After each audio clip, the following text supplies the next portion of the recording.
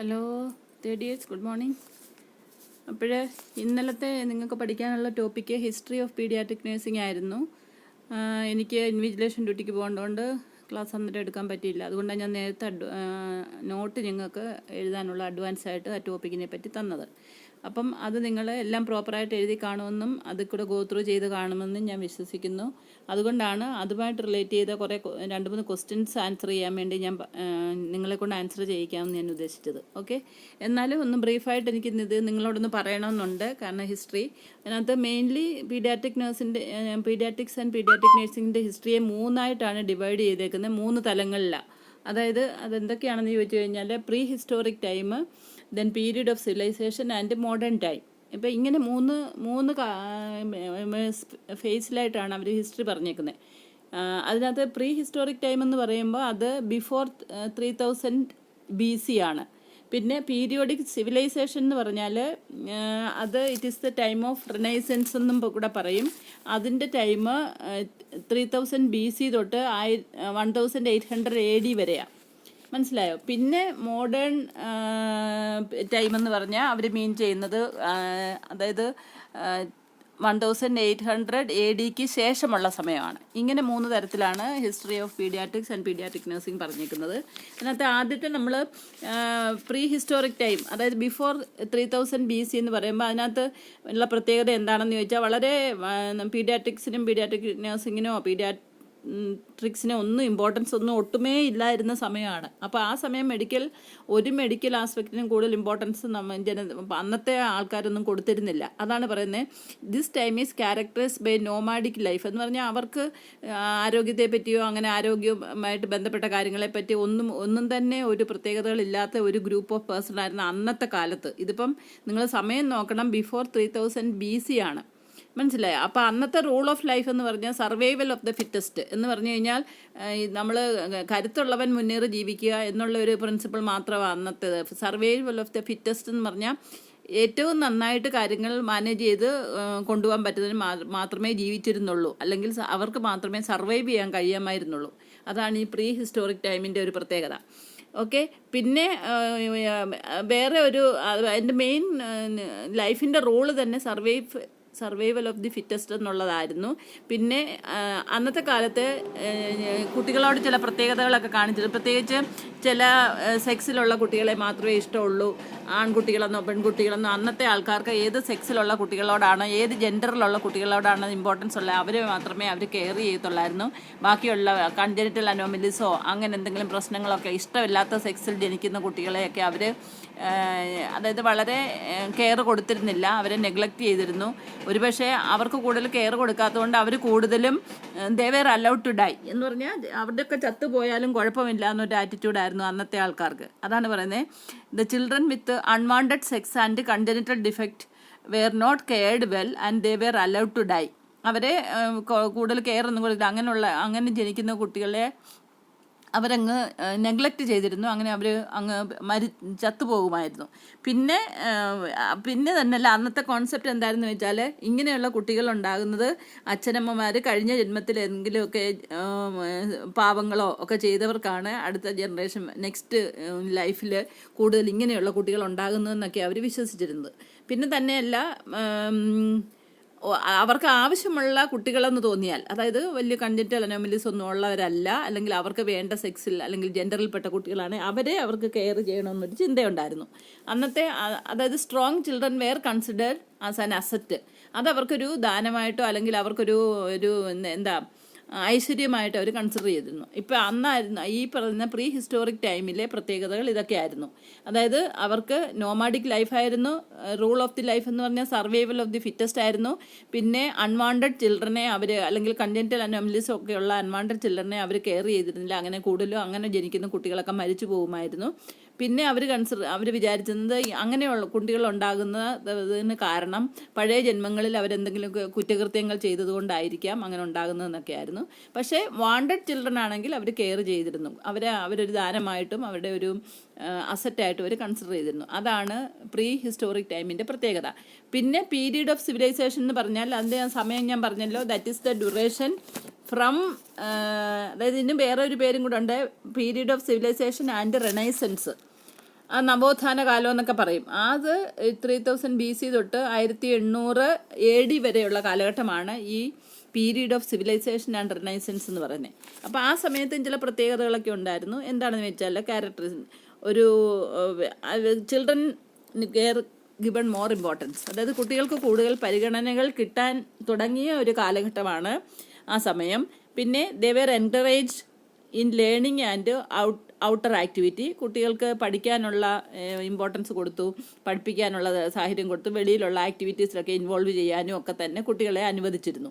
പിന്നെ ഇൻഫാൻറ്റിസൈഡ് എന്ന് പറഞ്ഞാൽ അന്നും ഈ പറയുന്ന ഡിഫക്റ്റീവ് ചിൽഡ്രനെ കൊല്ലുക അല്ലെങ്കിൽ അവരെ അബോർട്ട് ചെയ്ത് കളയുക, ഇങ്ങനെ അല്ലെങ്കിൽ അങ്ങനെയുള്ള കുട്ടികൾ ജനിച്ചാൽ അവരെ കൊന്നു കളയുക എന്നൊക്കെയുള്ളൊരു പ്രത്യേകത അന്നത്തെ കാലത്തും ഉണ്ടായിരുന്നു. അതായത് those children are bone with defective problems, അതായത് കൺജനിറ്റൽ അനോമലിയോ അങ്ങനെയുള്ള കാര്യങ്ങളൊക്കെ ഉള്ള കുട്ടികളെ അവരന്നും ജീവിച്ചു പോകാൻ അനുവദിച്ചിരുന്നില്ല. പിന്നെ പക്ഷേ വേറൊരു കാര്യം ഉണ്ടായിരുന്നു, priority in medical care for women and children. അത് ആ സമയത്താണ് തുടങ്ങിയത്. അതായത് കുട്ടികൾക്കും അമ്മമാർക്കും അല്ലെങ്കിൽ സ്ത്രീകൾക്കും ഒക്കെ കൂടുതൽ മെഡിക്കൽ കെയറിൽ പ്രയോറിറ്റി കൊടുക്കണം എന്നുള്ള ചിന്ത ആ സമയത്താണ് വന്നത്. പിന്നെ പക്ഷേ അന്നത്തെ കാലത്ത് ഒരുപാട് ഡെത്ത് റേറ്റ് ഇൻ ചിൽഡ്രൻ ഉണ്ടാകുമായിരുന്നു. അതായത് കൂടുതൽ, കാരണം ഒത്തിരി എപ്പിഡമിക്സ് ഒക്കെ ഉണ്ടാകുന്ന സമയമായിരുന്നു അന്ന്. അതായത് ഇപ്പോൾ എപ്പിഡമിക്സ് എന്ന് പറഞ്ഞാൽ കൂടുതൽ leprosy, plague, influenza, chicken pox ഇങ്ങനെയുള്ള ചില രോഗങ്ങളൊക്കെ എപ്പിഡമിക്സ് ആയിട്ട് വന്നിട്ട് കുട്ടികൾ ഒരുപാട് പേര് മരിച്ചു പോകുമായിരുന്നു. അപ്പോൾ അവരുടെ ഡെത്ത് റേറ്റ് ആ സമയത്ത് വളരെ കൂടുതലായിരുന്നു ഈ പീരീഡ് ഓഫ് സിവിലൈസേഷൻ ടൈമിൽ. പിന്നെ അതിനൊരു പ്രത്യേകതകൾ, ആ ഒരു സമയത്തിന് വേറൊരു പ്രത്യേകതയുണ്ട്. First hospital for children was established in Italy in 747 AD. ആ സമയത്ത് ഫസ്റ്റ് ചൈൽഡ് ഹോസ്പിറ്റൽ ഇറ്റലിയിലുണ്ടായി. ഓക്കെ. പിന്നെ വേറൊരു കാര്യം, 2 മെഡിക്കൽ ബുക്സ്, അതായത് 2 വ്യക്തികൾ 2 മെഡിക്കൽ ബുക്സ് ആദ്യമായിട്ട് പബ്ലിഷ് ചെയ്തു. അതിനകത്ത് ഒരു ബുക്കിൻ്റെ പേര് the book of children, which was written by Thomas Phaire, and the other book named as the children's book was established by Felix Wirtz. ഈ 2 പുസ്തകങ്ങളും ആദ്യമായിട്ട് ഉണ്ടായത് ആ സമയത്താണ്. അതായത് ഒരു ബുക്കിൻ്റെ പേര് ദ ബുക്ക് ഓഫ് ചിൽഡ്രൻ, മറ്റൊരു ബുക്കിൻ്റെ പേര് ദ ചിൽഡ്രൻസ് ബുക്ക്. ഈ പേരിലുള്ള 2 ബുക്കുകളും അന്ന് ആദ്യമായിട്ടുണ്ടായത് ഈ പീരീഡ് ഓഫ് സിവിലൈസേഷനിലാണ്. ഓക്കെ. അപ്പോൾ ഇതൊക്കെ നിങ്ങൾ കൂടുതൽ ഓർത്ത് വെച്ച് പഠിച്ചോണം. ചിലപ്പോൾ വൈവായിക്കും അങ്ങനെയുള്ള സമയത്തൊക്കെ ഇത് ചോദിക്കാറുണ്ട്. പിന്നെ അടുത്തത് മോഡേൺ ടൈം എന്നാണ് പറയുന്നത്. ഈ മോഡേൺ ടൈം എന്ന് പറഞ്ഞാൽ that is from 1800 AD onwards, അതായത് 1800 AD തൊട്ട് ഇങ്ങോട്ടുള്ള സമയത്തിനാണ് മോഡേൺ ടൈം എന്ന് പറയുന്നത്. ഈ സമയത്ത് ഒരുപാട് ഡെവലപ്മെൻറ്റ് വന്നു. അതെന്തൊക്കെയാണെന്ന് വെച്ചാൽ progress in all dimensions of life, അതായത് ജീവിതത്തിലെല്ലാം തന്നെ, മെഡിക്കൽ സയൻസിൽ തന്നെയല്ല, ഈ പറയുന്ന പീഡിയാട്രിക്സിലല്ല, കെയറിലല്ല, എല്ലാം തന്നെ ലോകത്താകമാനം പല കാര്യങ്ങളിൽ ഒത്തിരി ഇമ്പോർട്ടൻസും ഒത്തിരി പ്രോഗ്രസ് ഇൻ ഡയമെൻഷൻസ്, പല ഡയമെൻഷൻസിലും പ്രോഗ്രസ് ഉണ്ടായൊരു സമയമായിരുന്നു ഈ പറയുന്ന മോഡേൺ ടൈം എന്ന് പറയുന്നത്. അപ്പോൾ ആ സമയത്താണ് awareness of cause of illness, അതായത് രോഗമെന്ന് പറഞ്ഞാൽ അതിന് കാരണമുണ്ടെന്നും ആ കാരണം കണ്ടുപിടിച്ച് ട്രീറ്റ് ചെയ്താൽ രോഗഭേദമാകും എന്നൊക്കെ മനസ്സിലാക്കിയത് ആ സമയത്താണ്. അതുകൊണ്ടാണ് awareness of cause of illness which led to development of medical treatment. അങ്ങനെയാണ് ആദ്യമേ മെഡിക്കൽ ട്രീറ്റ്മെൻറ്റ് എന്ന് പറയുന്ന ഒരു ആശയം തന്നെ മനുഷ്യനുണ്ടായത്. അതായത് രോഗമെന്ന് പറയുന്ന കാരണങ്ങൾ കൊണ്ടാണ് ഉണ്ടാകുന്നതെന്നും അവർക്ക് മനസ്സിലായി. അതിനു മുമ്പേ അവർ വിചാരിച്ചിരുന്നത് എന്താ, പഴയ ജന്മത്തിൽ എന്തെങ്കിലുമൊക്കെ പാപങ്ങൾ ചെയ്തെങ്കിൽ അതിൻ്റെ ഫലമായിട്ട് ആ രോഗങ്ങൾ ഉണ്ടാകുന്നതെന്നൊക്കെ അതിന് മുമ്പ് അവർ ധരിച്ചിരുന്നത്. അത് കഴിഞ്ഞപ്പോഴാണ് രോഗത്തിന് കാരണങ്ങളുണ്ടെന്നും ആ കാരണം കണ്ടെത്തി ചികിത്സിച്ച് കഴിഞ്ഞാൽ രോഗം ഭേദമാക്കാമെന്നൊക്കെ മനസ്സിലായത്. അതുകൊണ്ടാണ് ആ സമയത്താണ് മെഡിക്കൽ ട്രീറ്റ്മെൻറ്റിൻ്റെ ഉത്ഭവം വരുന്നത്. പിന്നെ എൻഡ് ഓഫ് 19th സെഞ്ച്വറി എന്ന് പറയുന്ന ഡാർക്ക് ഏജ് ഓഫ് പീഡിയാട്രിക്സ്. അങ്ങനെ അതായത് 19ാം നൂറ്റാണ്ടിൻ്റെ അവസാന കാലം എന്ന് പറയുന്നത്, അത് സെക്കൻഡ് ഹാഫ് എന്ന് പറയുന്നത് ഒരു പീഡിയാട്രിക്സിലെ ഒരു ഡാർക്ക് ഏജ് ആണ്. കാര്യം എന്താണെന്ന് വെച്ചാൽ ആ സമയത്താണ് ഇൻഡസ്ട്രിയലൈസേഷനൊക്കെ ഉണ്ടാകുന്നത്. ഇൻഡസ്ട്രിയൽ റവല്യൂഷൻ എന്നൊക്കെ നിങ്ങൾ കേട്ടിട്ടുണ്ടാകും, നിങ്ങൾ ഹിസ്റ്ററിയിലോ സ്കൂളിലൊക്കെ പഠിച്ചു കാണും. ആ സമയത്ത് എന്തായിരുന്നു പ്രത്യേകത എന്ന് വെച്ചാൽ കുട്ടികളെ കൊണ്ട് ജോലി ചെയ്യിക്കുമായിരുന്നു. അവരെ ഈ പറയുന്ന റവലൈസേഷൻ്റെ സമയത്ത് കുട്ടികൾക്കൊന്നും പരിഗണന കൊടുക്കാനും അവർക്ക് കെയർ കൊടുക്കാനും പറ്റുന്ന ഒരു സമയമായിരുന്നില്ല. അവരെ നെഗ്ലക്റ്റ് ചെയ്യുമായിരുന്നു. തന്നെയല്ല, അവരെ കൊണ്ട് ഒത്തിരി ജോലി ചെയ്യിക്കുമായിരുന്നു. അതുകൊണ്ട് കുട്ടികൾക്ക് ഒത്തിരി രോഗങ്ങൾ ഉണ്ടാകുമായിരുന്നു. ഇങ്ങനെ കുട്ടികളെ സംബന്ധിച്ചിടത്തോളം വളരെ മോശമായ ഒരു കാലഘട്ടമായിരുന്നു. അതുകൊണ്ടാണ് പറയുന്നത് end of 19th century is known as the dark age of paediatrics. അത് കാരണം ചോദിക്കാന്നുള്ള ഒരു ക്വസ്റ്റ്യൻ ചോദിക്കാം. ഗിവ് റീസൺസ് എന്ന് പറഞ്ഞു. By the end of 19th century is considered as the dark age of paediatrics എന്ന് ചോദിച്ചാൽ ആൻസർ എഴുതാൻ കഴിയണം. ഓക്കെ. പിന്നെ അതുകൊണ്ട് എന്തുകൊണ്ടാണ് ഞാൻ നിങ്ങൾക്ക് അറിയാമല്ലോ, കാരണം ചൈൽഡ് ലേബർ, ചൈൽഡ് നെഗ്ലക്റ്റ്, അതുകൊണ്ട് കുട്ടികൾക്ക് ഒത്തിരി രോഗങ്ങൾ വന്നു, കുട്ടികളുടെ ഡെത്ത് റേറ്റ് ഒക്കെ കൂടുതലായി. അതുകൊണ്ടാണ് അതിനെ ഏജ് ഓഫ് അല്ലെങ്കിൽ ഡാർക്ക്നെസ് അല്ലെങ്കിൽ ഡാർക്ക് ഏജ് എന്നൊക്കെ പറയുന്നത്. പിന്നെ first half of 20th century ആയപ്പോഴത്തേക്കും കുട്ടികൾക്ക് കൂടുതൽ ഇമ്പോർട്ടൻസ് കൊടുക്കുന്ന സമയമായി. That is known as the dawn of improved health care for children. അതായത് കുട്ടികൾക്ക് ഒരുപാട് ഹെൽത്ത് കെയർ കൊടുക്കുന്നതിൻ്റെ ഉദയം എന്നുള്ളൊരു സമയമായിരുന്നു ഈ പറയുന്ന first half of 20th century. ആ സമയത്താണ് എബ്രഹാം ജുബൈ എന്ന് പറയുന്ന ഒരു German physician, Abraham Jacobi, he's known as the father of paediatrics. Note ചെയ്യുക, father of paediatrics was a German doctor, a German physician named Abraham Jacobi, and he established first child clinic in New York. അദ്ദേഹമാണ് ആദ്യമായിട്ട് first child clinic establish ചെയ്തത്. എവിടെ? New York, in America. Okay. പിന്നെ he developed also American pediatric society. He also developed a society named as the American Pediatric Society. Okay. Then he also pediatrics was given division. അതായത് ഈ പീഡിയാട്രിക്സിനെ രണ്ടായിട്ട് paediatric medicine paediatric surgery എന്ന് രണ്ടായിട്ട് തിരിച്ചതും ഒക്കെ ഈ സമയത്താണ്. അതായത് ഈ ജർമ്മൻ ഡോക്ടറുടെ സമയത്ത്. Who is known as the Abraham Jacobi, who was a German physician, and he is the one who established first clinic in New York, paediatric or child clinic in New York, and also he developed American paediatric society. And also during this time separate sections in paediatrics originated, that is paediatric medicine and paediatric surgery.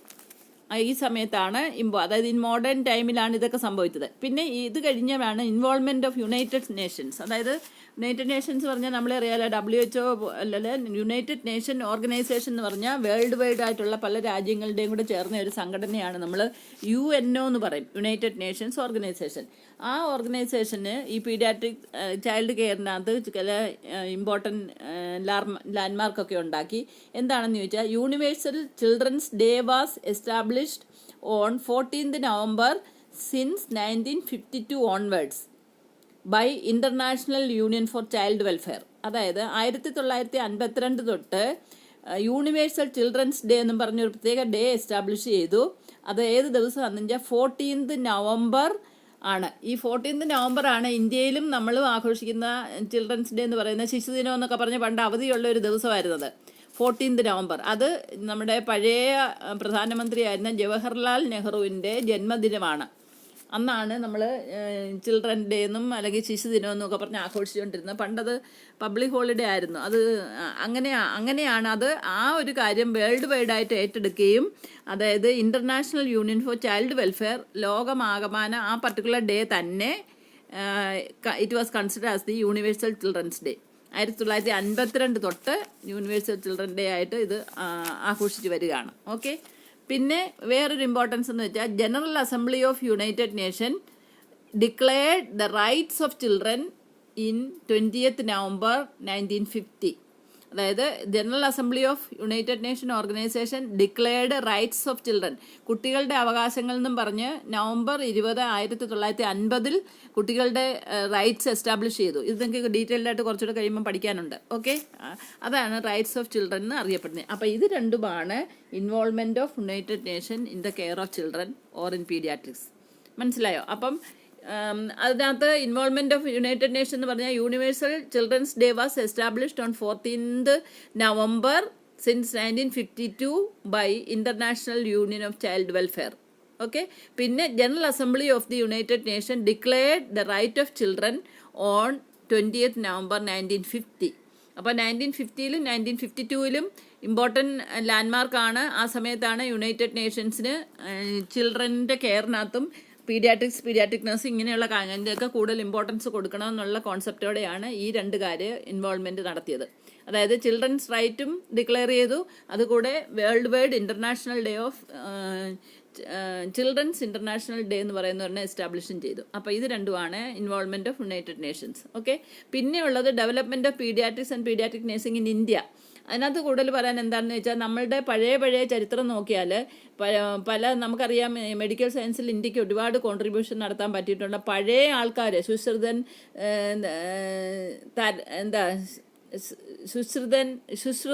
Charaka അങ്ങനെയൊക്കെ ഉള്ളവരാണ് medical സയൻസിൽ കൂടുതൽ involvement പഴയ കാലഘട്ടത്തിൽ നടത്തിയിട്ടുണ്ടെന്ന് നമ്മൾ പഠിച്ചിട്ടുണ്ട്, history of medical science ഒക്കെ പഠിക്കുമ്പോൾ. അതുപോലെ തന്നെ ഇവിടെയും അവർ പീഡിയാട്രിക്സിലും കൈകടത്തിയിരുന്നു. അതായത് എന്താണെന്ന് വെച്ചാൽ world's first paediatricians known as Kashyapa and Jivaka were Indians who lived in 6th century who wrote books in child care and childhood disease.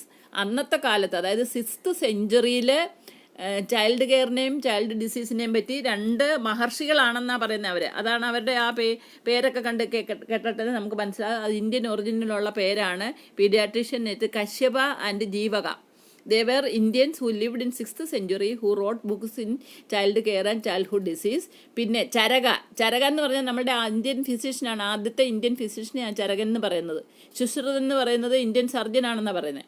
അപ്പോൾ അങ്ങനെയുള്ളപ്പം ഈ ചരക എന്ന് പറയുന്ന physician wrote in care and management of newborn and Ashtanga Hridaya in 4th century AD. മനസ്സിലായോ? വേറൊരാളാണ് ചരകൻ എന്ന് പറയുന്ന ഫിസിഷ്യനും care of management of newborn, അതായത് നവജാത ശിശുക്കളുടെ കെയറിനെ പറ്റി he wrote and also he Ashtanga Hridaya in 4th century. അപ്പോൾ ഇതൊക്കെയാണ് ഇമ്പോർട്ടൻ്റ് ആയിട്ടുള്ള പഴയ ചരിത്രം പീഡിയാട്രിക്സിനെ പറ്റിയും പീഡിയാട്രിക് നഴ്സിങ്ങിനെ പറ്റിയൊക്കെ ഉള്ളത്.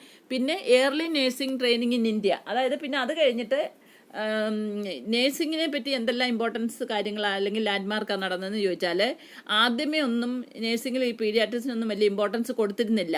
പക്ഷേ ആദ്യം ഇമ്പോർട്ടൻസ് കൊടുത്തത് എന്നാണെന്ന് ചോദിച്ചാൽ നമ്മൾ ഇന്ത്യയിൽ ഒരു നേഴ്സിംഗ് കോളേജ് ഉണ്ടായി, 2 നേഴ്സിംഗ് കോളേജ് ആദ്യം ഉണ്ടായത്. അത് ഒന്നെന്ന് പറഞ്ഞാൽ ന്യൂഡൽഹി, അതായത് നമ്മുടെ സെൻട്രൽ ക്യാപിറ്റൽ ന്യൂഡൽഹിക്ക് അടുത്ത ഒരു കോളേജ് ഓഫ് നഴ്സിംഗ്, അതായത് Rajkumari college, Amrit Kaur college of nursing എന്ന് പറയാം, RK.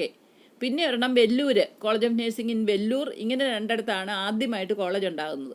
മനസ്സിലായി, നഴ്സിംഗ് കോളേജസ് ഉണ്ടാകുന്നത്. അപ്പോൾ അവിടെയാണ് ആദ്യമേ ഈ പറയുന്ന നഴ്സിങ്ങിന് കൂടുതൽ ഇമ്പോർട്ടൻസ് കൊടുത്ത് 1950 onwards degree programme were started in these 2 places and they paid nursing education in general nursing and midwifery programme also. കാരണം അവർക്ക് ജനറൽ നഴ്സിംഗ് ആൻഡ് മിഡ്വൈഫറി പ്രോഗ്രാമിൽ ഇത് ഇൻക്ലൂഡ് ചെയ്തു പീഡിയാട്രിക്സിനെ. പക്ഷേ അവർക്ക് പ്രത്യേക ഒരു സബ്ജക്റ്റായിട്ട് അതിനെ കൺസിഡർ ചെയ്യുകയും അതിന് പ്രത്യേകം തിയറി എക്സാം നടത്തുക അങ്ങനെയുള്ള കാര്യങ്ങളൊന്നും ഇല്ലായിരുന്നു. അപ്പോൾ ആദ്യമേ നമ്മൾ പീഡിയാട്രിക്സ് ഇൻട്രൊഡ്യൂസ് ചെയ്തത് വെല്ലൂരിലും ഡൽഹിയിലും നഴ്സിംഗ് കോളേജ് വന്നപ്പോഴാണ്. ആ നഴ്സിംഗ് കോളേജിൽ പീഡിയാട്രിക്സിന് കൂടുതൽ ആദ്യം ഇമ്പോർട്ടൻസ് കൊടുത്ത ഈ 2 കോളേജസാണ് രാജ്കുമാരി അമൃത് RK college of nursing in New Delhi and Christian college of nursing connected with Christian medical college Vellore. അതുകൊണ്ടാണ് പറയുന്നത് paid nursing was introduced as a course from 1950 onwards in degree program when College of Nursing Vellore and College of Nursing New Delhi started. Okay, pinne paid nursing introduced in general nursing and midwifery program. No separate theory exam was there. Then at present there is prescribed syllabus for childhood nursing given by Indian nursing council for BSc nursing programme. ഇപ്പോഴത്തെ BSc nursing പ്രോഗ്രാമിൽ child paediatric nursing ഉണ്ട്. അത് ആദ്യമായി introduce ചെയ്തത് ആരാണെന്ന് ചോദിച്ചാൽ Indian nursing കൗൺസിലായിരുന്നു. മനസ്സിലായോ? പിന്നെ അത് കഴിഞ്ഞിട്ട് ഡിഗ്രി പ്രോഗ്രാം വന്നു കഴിഞ്ഞ് masters degree in child health care started in different colleges in India. പിന്നെ അതുകൂടാതെ government of India also adopted national policies for children national policies in children from 1974 onwards for the development of children and child care. അപ്പോൾ ഇതാണ് important landmark in training in India with regards to child care and child care nursing. Okay. അപ്പം ഇപ്പം ഇത്രയും ഹിസ്റ്ററിക്കകത്ത് നമ്മൾ ഇതെല്ലാം തന്നെ ഇന്നലെ ഈ നിങ്ങളുടെ നോട്ടിനകത്ത് കൂടുതലായിട്ടും എല്ലാം പറഞ്ഞിട്ടുണ്ട്. പക്ഷേ അതിനകത്തുനിന്ന് ഞാൻ 2-3 ക്വസ്റ്റ്യൻ മാത്രമേ നിങ്ങളോട് ആൻസർ ചെയ്യാൻ പറഞ്ഞിട്ടുള്ളൂ. അത് ഇമ്പോർട്ടൻ്റ് ആയിട്ട് ഞാനത് സിലബസിൽ കണ്ട ക്വസ്റ്റ്യൻ നോക്കിയെടുത്ത് നിങ്ങൾക്ക് ഇട്ടതാണ്. അതുകൊണ്ട് അതിൻ്റെ ആൻസർ നിങ്ങൾ എഴുതുക, ഈ സമയത്ത് എൻ്റെ ടൈമിൽ എഴുതുക. ഓക്കെ.